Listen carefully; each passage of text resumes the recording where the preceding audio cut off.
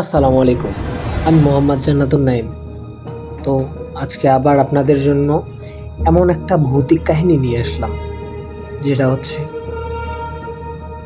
আমার ফ্রেন্ডের বাসার এক রাতে এই ঘটনাটি ঘটেছিল। তো আজকের গল্পটা কোনোভাবেও বানানো নয়, এটা আমার এক ঘনিষ্ঠ বন্ধুর অভিজ্ঞতা, যেটা শুনে আজও আমি শিউরে উঠি। সেই রাতে আসলে কি হয়েছিল সেটা আপনাদের এখন বলছি। আমার এক বন্ধু আছে, নাম তানভীর। তানভীর নতুন একটা ফ্ল্যাটে শিফট করেছিল তার পরিবার নিয়ে।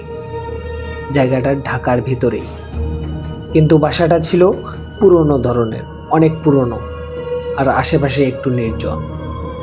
প্রথম কদিন সব ঠিকই ছিল, কিন্তু তানভীর আমাকে একদিন বলল, ভাই রাতে ঘুম আসে না, মনে হয় কেউ দরজার বাইরে হাঁটাহাঁটি করে।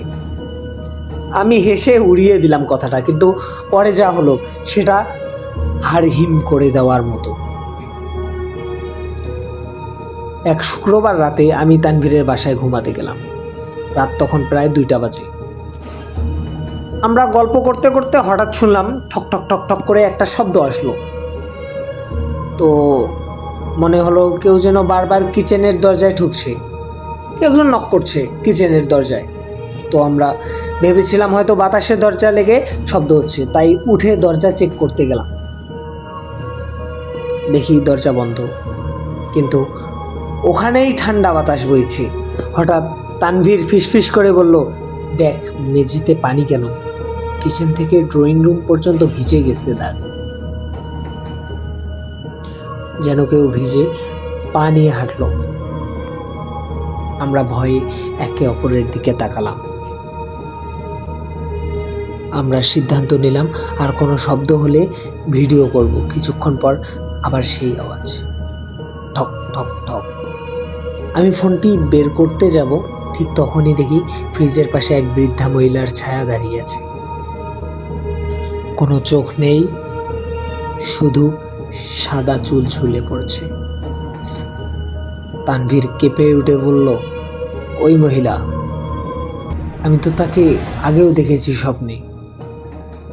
আমি এক মুহূর্ত না ভেবে লাইট অন করে দিলাম। লাইট জ্বালাতেই সব অদৃশ্য, কিন্তু তখনও মেঝেতে ভিজে ভিজে পায়ের দাগ রয়ে গেছে। পরদিন সকালে আমরা ফ্ল্যাটের কেয়ারটেকারকে বললাম যে এরকম ব্যাপার। সে হালকা হাসি দিয়ে বলল, এই ফ্ল্যাটে আগে এক বৃদ্ধা ভাড়া থাকত। রান্নাঘরে আগুন লেগে তিনি মারা যান। তারপর থেকেই মাঝে মধ্যে ভিজে পায়ের দাগ দেখা যায়। আমরা দুজনেই স্তব্ধ হয়ে গেছিলাম। বন্ধুরা, এই ঘটনাটা আমি নিজের কানে শুনেছি আর নিজের চোখে কিছুটা দেখেছি। এখনও ভাবলে শরীর কেঁপে ওঠে। আপনারাও যদি নতুন কোনো বাসায় ওঠেন, রাতে কিচেনের দিকটা খেয়াল রাখবেন। ধন্যবাদ।